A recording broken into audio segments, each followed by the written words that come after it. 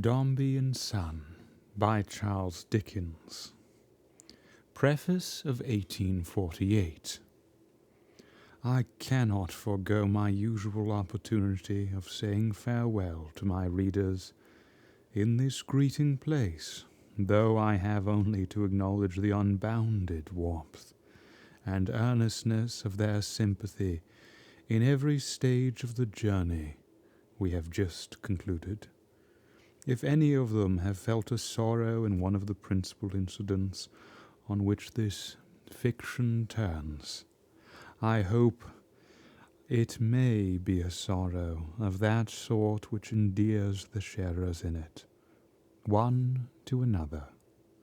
This is not unselfish in me. I may claim to have felt it at least as much as anybody else, and I would fain be remembered kindly for my part in the experience.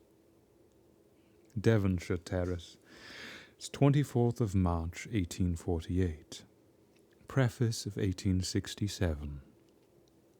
I make so bold as to believe that the faculty or the habit of correctly observing the characters of men is a rare one. I have not even found within my experience that the faculty or the habit of correctly observing so much as the faces of men is a general one by any means. The two commonest mistakes in judgment that I suppose to arise from the former default are the confounding of shyness with arrogance, a very common mistake indeed, and the not understanding that an obstinate nature exists in a perpetual struggle with itself. Mr. Dombey undergoes no violent change either in this book or in real life. A sense of his injustice is within him all along. The more he represses it, the more unjust he necessarily is. Internal shame and external circumstances may bring the contest to a close in a week or a day, but it has been a contest for years, and is only fought out after a long balance of victory. I began this book by the Lake of Geneva, and went on with it for some months in France before pursuing it in England. The association between the writing and the place of writing is so curiously strong in my mind that at this day, although I know in my fancy every stair in the little midshipman's house, and could swear to every pew in the church in which Florence was married, or to every young gentleman's bedstead in Dr. Blimber's establishment, I yet confusedly imagine Captain Cuttle as secluding himself from Mrs. McStinger among the mountains of Switzerland. Similarly, when I am reminded by any chance of what it was that the waves were always saying, my remembrance wanders for a while, for a whole winter night about the streets of Paris, as I restlessly did with a heavy heart, on the night when I had written the chapter in which my little friend and I parted company.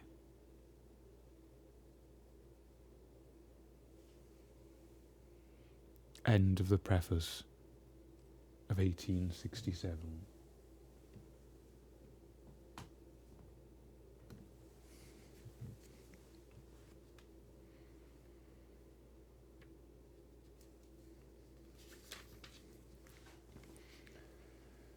Dombey and Son by Charles Dickens.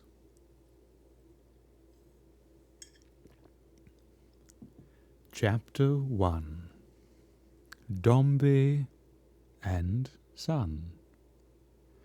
Dombey sat in the corner of the darkened room, in the great armchair by the bedside, and Son lay tucked up warm in a little basket bedstead, carefully disposed on a low settee immediately in front of the fire and close to it, as if his constitution were analogous to that of a muffin, and it was essential to toast him brown while he was very new.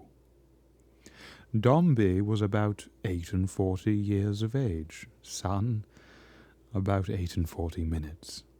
Dombey was rather bald, rather red, and though a handsome, well-made man, too stern and pompous in appearance to be prepossessing.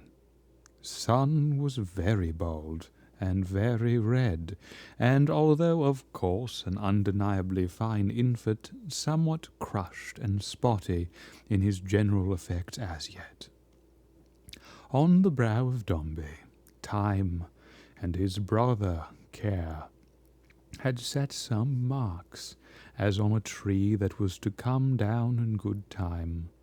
Remorseless twins they are for striding through their human forests, notching as they go, while the countenance of Son was crossed and recrossed with 1,000 little creases, which the same deceitful Time would take delight in smoothing out and wearing away with the flat part of his scythe as a preparation of the surface for his deeper operations. Dombey, exulting in the long-looked-for event, jingled and rejingled the heavy gold watch-chain that depended from below his trim blue coat, whereof the button sparkled phosphorescently in the feeble rays of the distant fire. Son, with his little fists curled up and clenched, seemed in his feeble way to be squaring at existence for having come upon him so unexpectedly. "The house will be once again, Mrs. Dombey," said Mr. Dombey, "be not only a name, but in fact Dombey and Son. Dombey and Son." The words had such a softening influence that he appended a term of endearment to Mrs. Dombey's name, though not without some hesitation, as being a man but little used to that form of address, and said, "Mrs. Dombey, my dear." A transient flush of faint surprise overspread the sick lady's face as she raised her eyes towards him.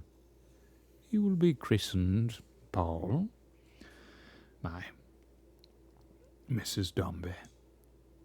"Of course."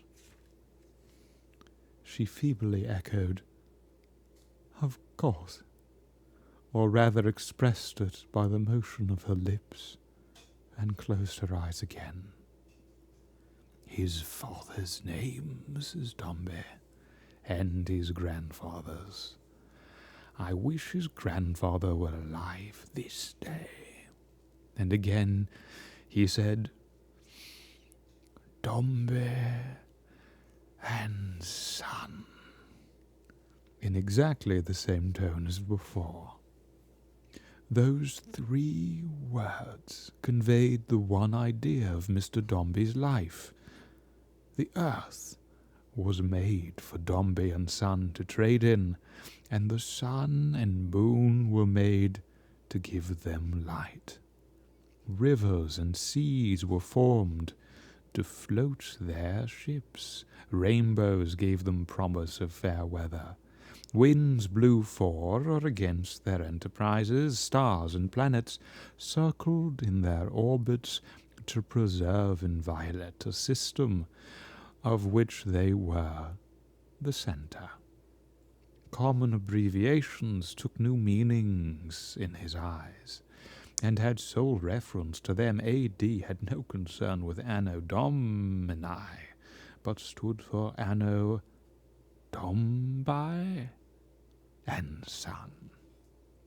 He had risen as his father had before him, in the course of life and death, from Son to Dombey, and for nearly 20 years had been the sole representative of the firm. Of those years he had been married 10. Married, as some said, to a lady with no heart to give him, whose happiness was in the past, who was content to bind her broken spirit to the dutiful and meek endurance of the present. Such idle talk was little likely to reach the ears of Mr. Dombey, whom it nearly concerned, and probably no one in the world would have received it with such utter incredulity as he, if it had reached him. Dombey and Son had often dealt in hides, but never in hearts. They left that fancy wear to boys and girls, and boarding schools and books. Mr. Dombey would have reasoned that a matrimonial alliance with himself must, in the nature of things, be gratifying and honourable to any woman of common sense, that the hope of giving birth to a new partner in the house could not fail to awaken a glorious and stirring ambition in the least ambitious of her sex. That Mrs. Dombey had entered on that social contract of matrimony, almost necessarily part of a genteel and wealthy station, even without reference to the perpetuation of family firms, with her eyes fully open to these advantages, that Mrs. Dombey had had daily practical knowledge of his position in society, that Mrs. Dombey had always sat at the head of his table, and had done the honours of his house in a remarkably ladylike and becoming manner, that Mrs. Dombey must be happy, that she couldn't help it. Or, at all events, with one drawback. Yes, that he would have allowed. With only one, but that one certainly involving much. They had been married 10 years, and until this present day on which Mr. Dombey sat jingling and jingling his heavy gold watch-chain in the great armchair by the side of the bed, had had no issue. To speak of, none worth mentioning. There had been a girl, some 6 years before, and the child who had stolen into the chamber unobserved was now crouching timidly in a corner whence she could see her mother's face. But what was a girl to Dombey and Son? In the capital of the house's name and dignity, such a child was merely a piece of base coin that couldn't be invested. A bad boy, nothing more. Mr. Dombey's cup of satisfaction was so full at this moment, however, that he felt he could afford a drop or two of its contents even to sprinkle in the dust in the bypath of his little daughter. So he said, "Florence, you may go and look at your pretty brother if you like. I dare say. Don't touch him." The child glanced keenly at the blue coat and stiff white cravat, with a pair of creaking boots and a very loud ticking watch embodied her idea of a father, but her eyes returned to her mother's face immediately, and she neither moved nor answered.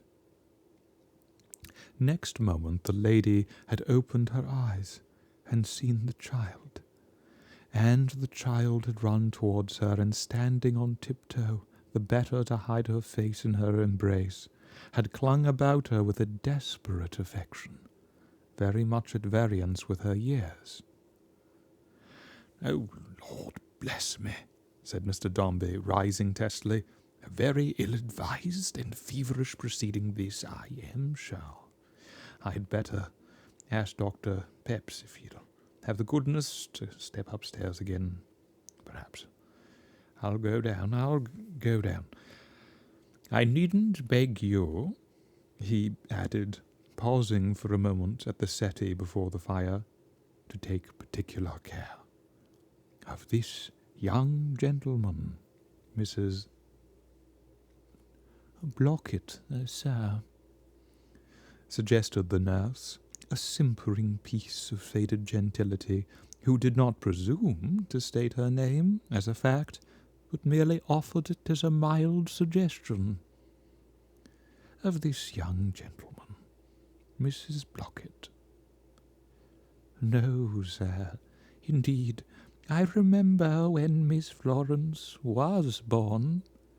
Aye," said Mr. Dombey, bending over the bedstead, and slightly bending his brows at the same time. "Miss Florence was all very well, but this is another matter. This young fellow has to accomplish a destiny, little fellow." And as he thus apostrophized the infant, he raised one of his hands to his lips and kissed it. Then, seeming to feel that the action involved some compromise to his dignity, went, awkwardly enough, away. Dr.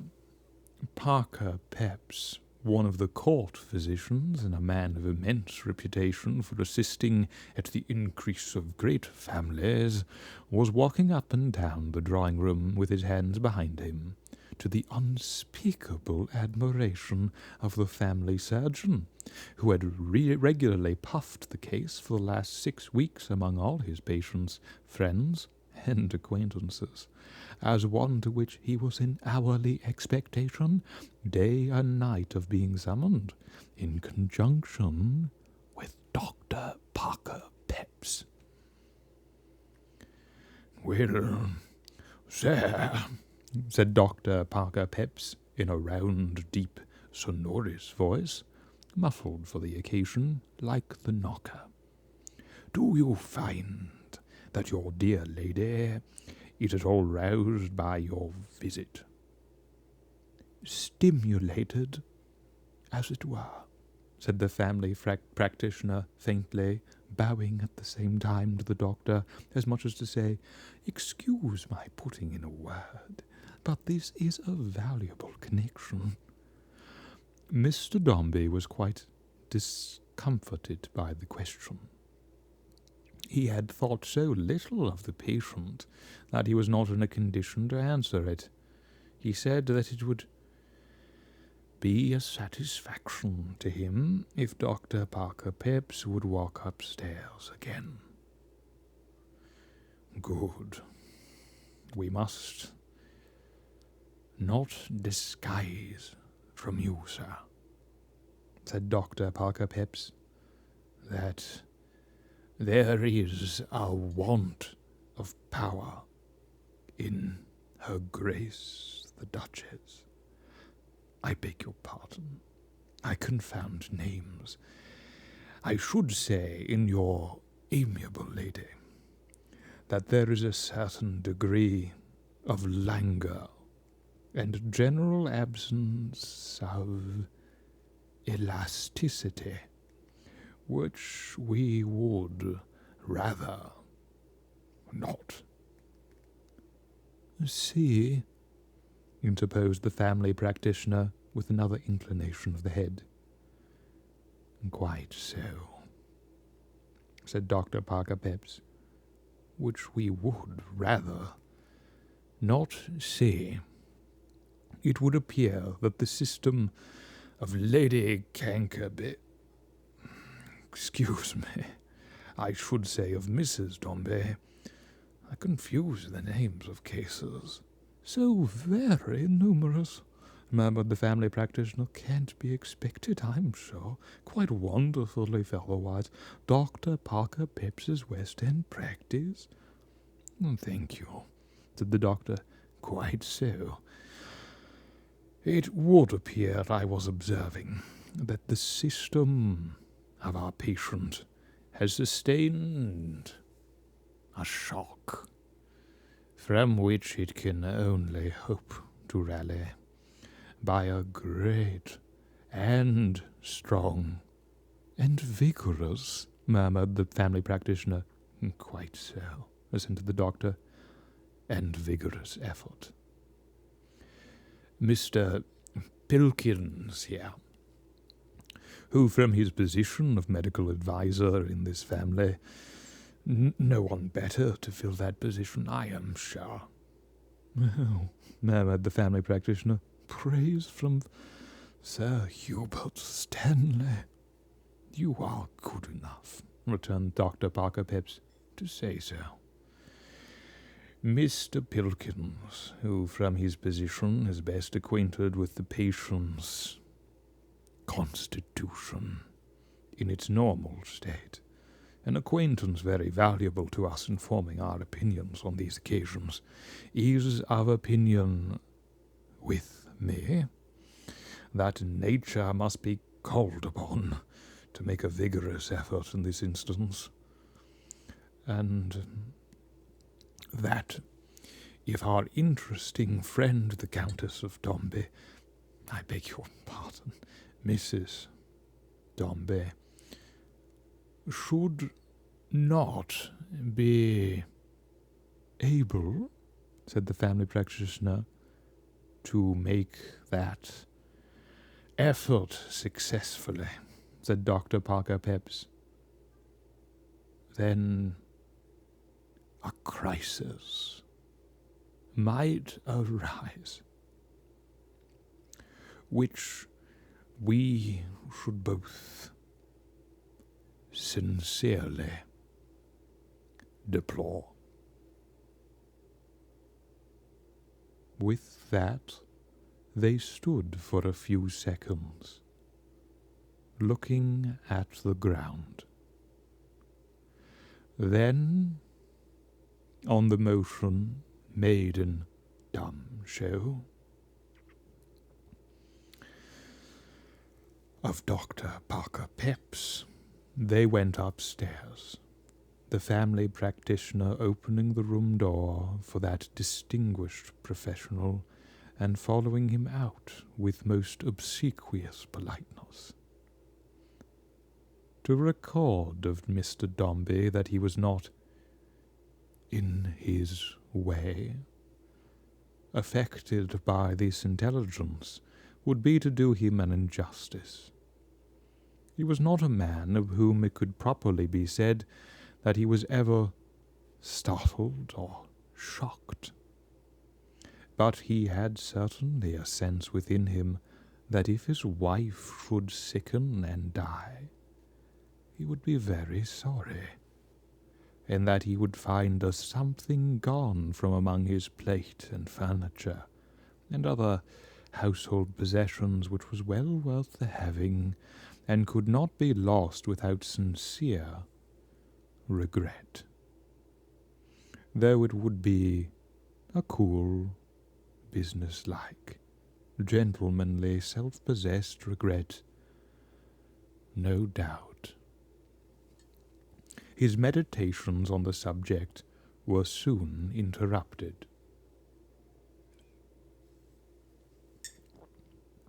First by the rustling of garments on the staircase, and then by the sudden whisking into the room of a lady rather past middle age than otherwise, but dressed in a very juvenile manner, particularly as to the tightness of her bodice, who, running up to him with a kind of screw in her face and carriage, expressive of suppressed emotion, flung her arms round his neck, and said in a choking voice, "My dear Paul, oh, he's quite a Dombey." Well, well, returned her brother, for Mr. Dombey was her brother, I think he is like the family. Don't agitate yourself, Louisa.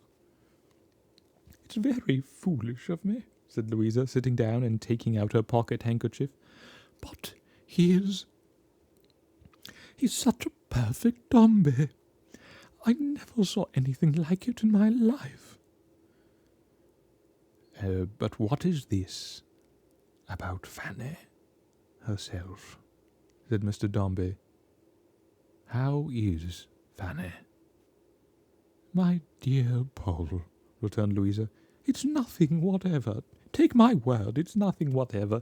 There is exhaustion, certainly, but Nothing like what I underwent myself, either with George or Frederick. An effort is necessary, that's all. If dear Fanny were a Dombey, but I dare say she will make it. I have no doubt she'll make it, knowing it to be required of her. As a duty, of course she'll make it, my dear Paul. It's very weak and silly of me, I know, to be so trembly and shaky from head to foot. But I'm so very queer that I must ask you for a glass of wine and a morsel of that cake. I thought I should have fallen out of the staircase window as I came down from seeing dear Fanny and that tiddly ickle sing. These last words originated in a sudden vivid remembrance of the baby. They were succeeded by a gentle tap at the door. "Mrs. Chick?" said a very bland female voice outside. "How are you, my dear friend?" "My dear Paul," said Louisa in a low voice as she rose from her seat, "it's Miss Tox. The kindest creature. I never could have got here without her. Miss Tox. My brother, Mr. Dombey. Paul, my dear, my very particular friend, Miss Tox." The lady thus specially presented was a long, lean figure, wearing such a faded air that she seemed not to have been made in what linen drapers call fast colours originally, and to have little and by little washed out.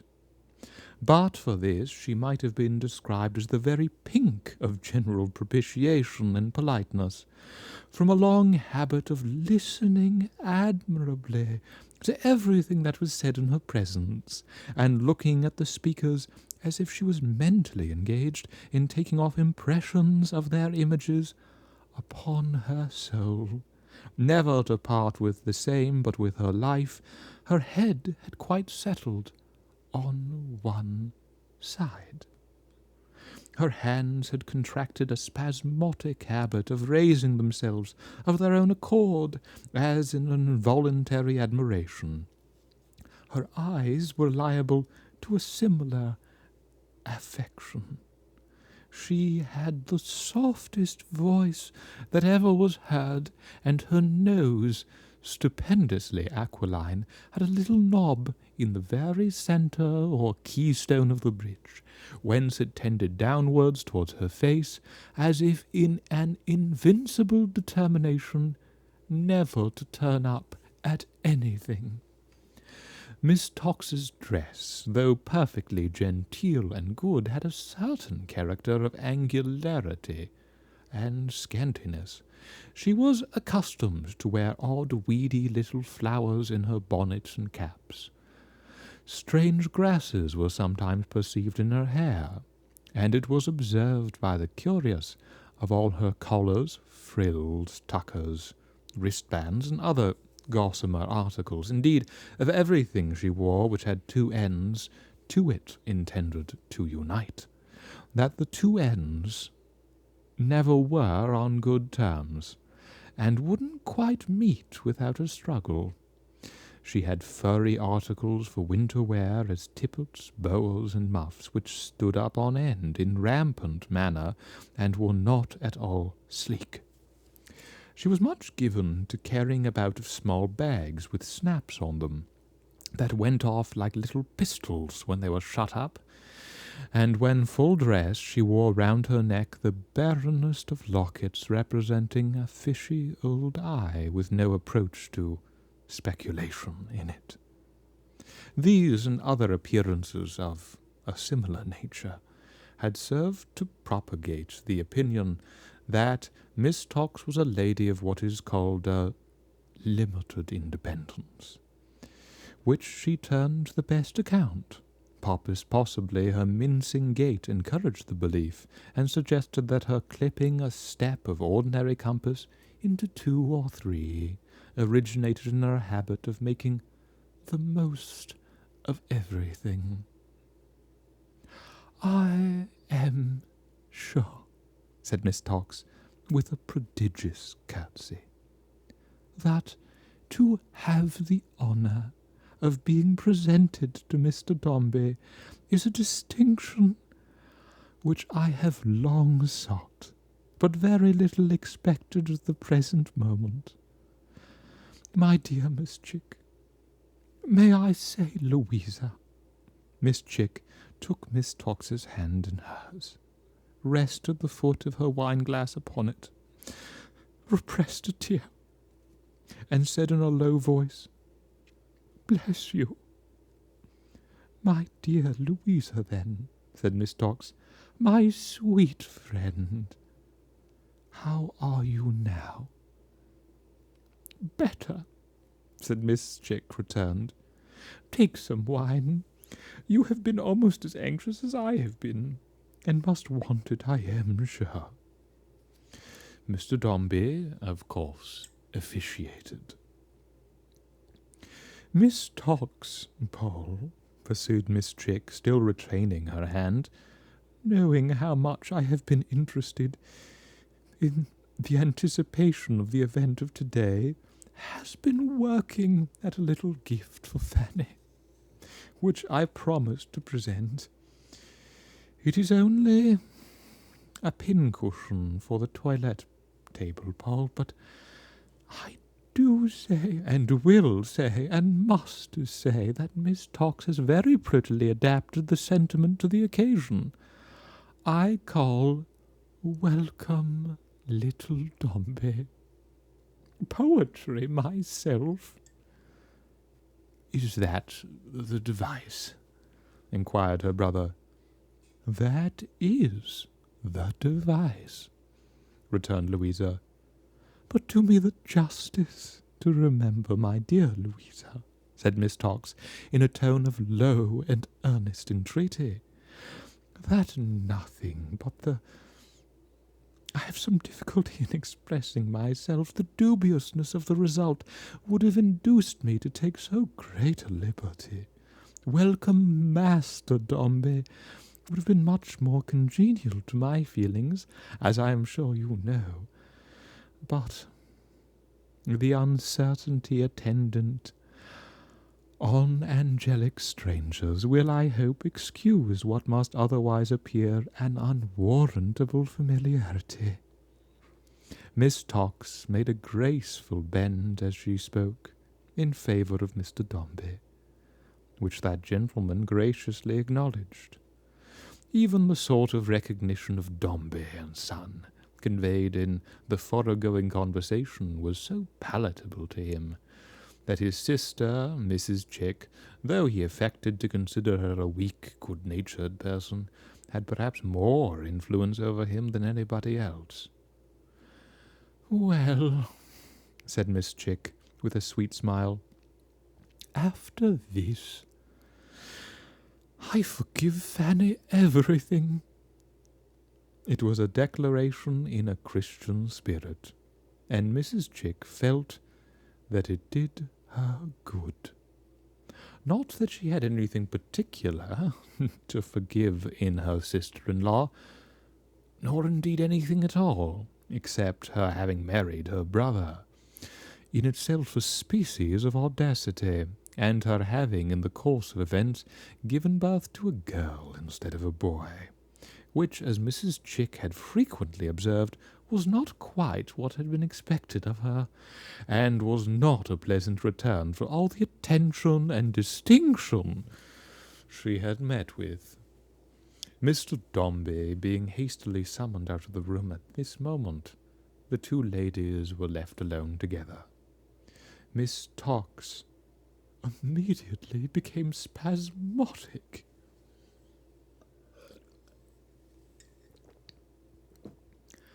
"I knew you would admire my brother. I told you so beforehand, my dear," said Louisa. Miss Tox's hands and eyes expressed how much. "And as to his property, my dear." "Ah," said Miss Tox, with deep feeling, immense.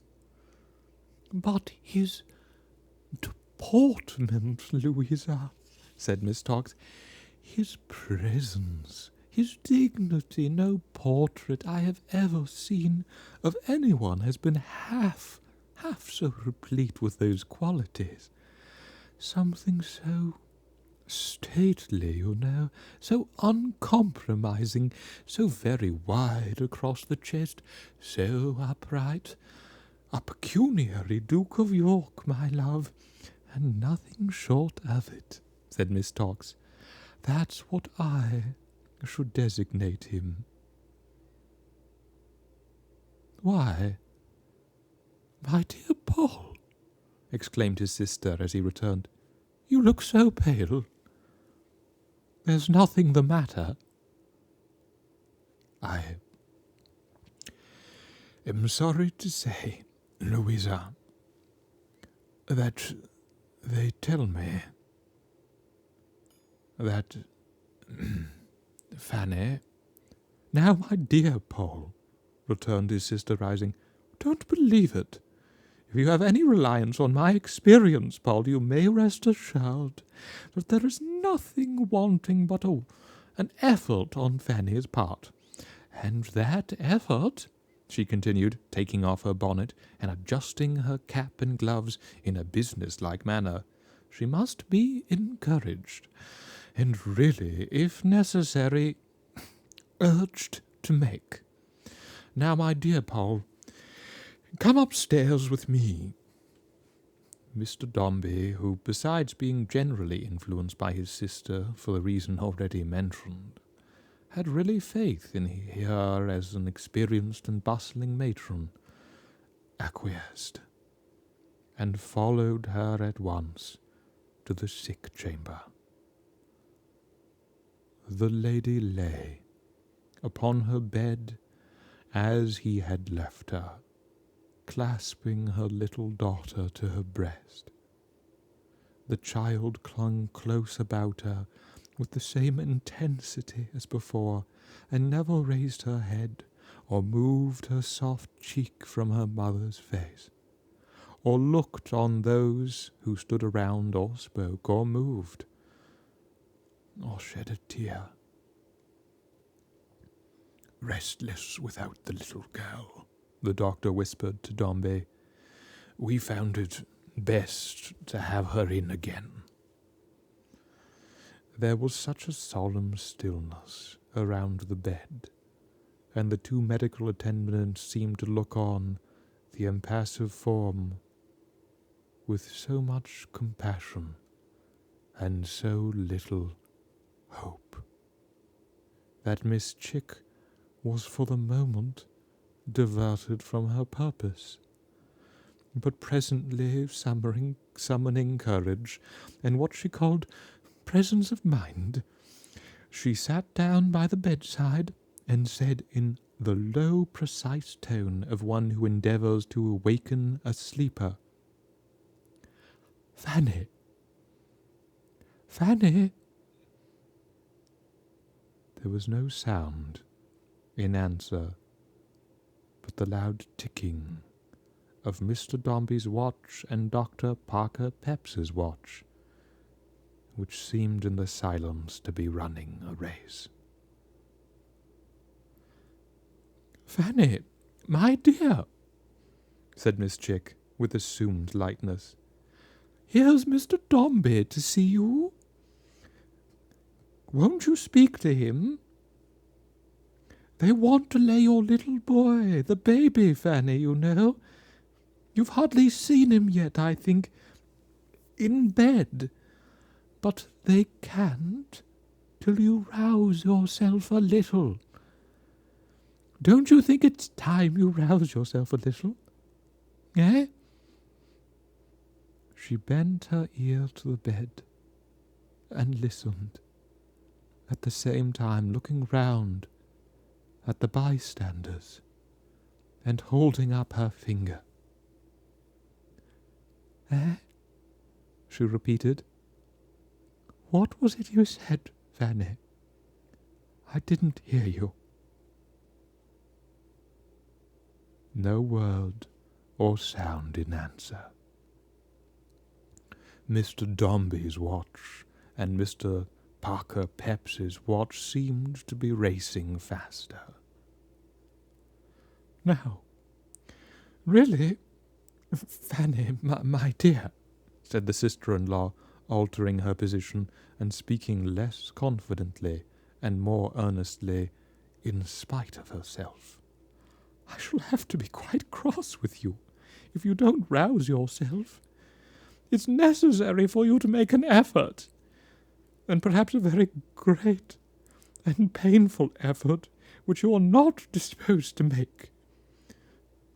But this is a world of effort, you know, Fanny, and we must never yield when so much depends upon us. Come, try. I must really scold you if you don't." The race in the ensuing pause was fierce and furious. The watches seemed to jostle and to trip each other up. "Fanny," said Louisa, glancing round with a gathering alarm, "only look at me.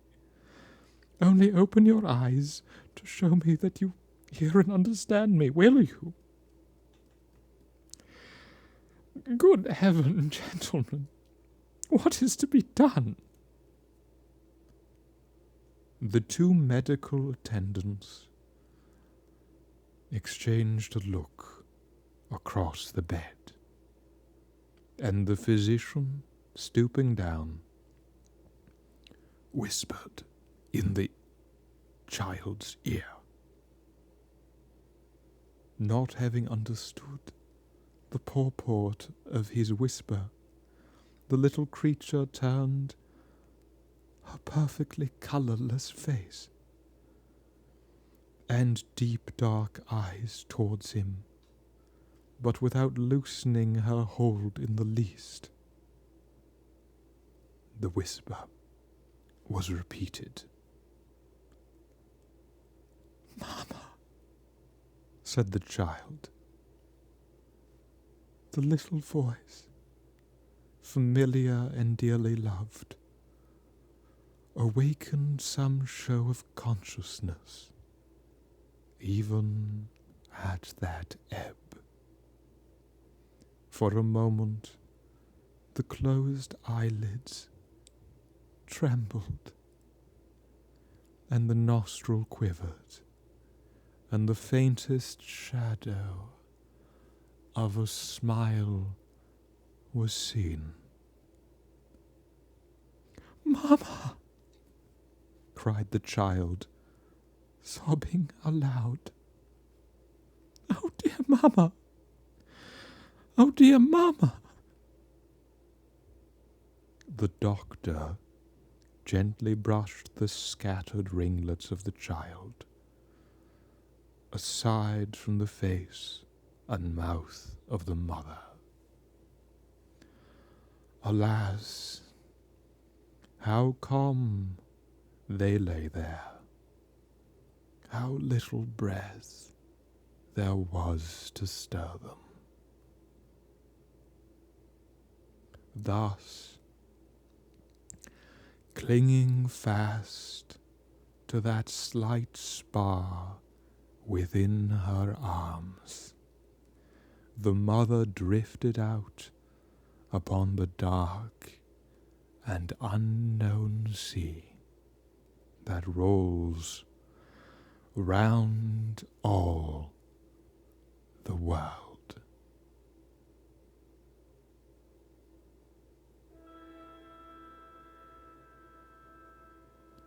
End of chapter 1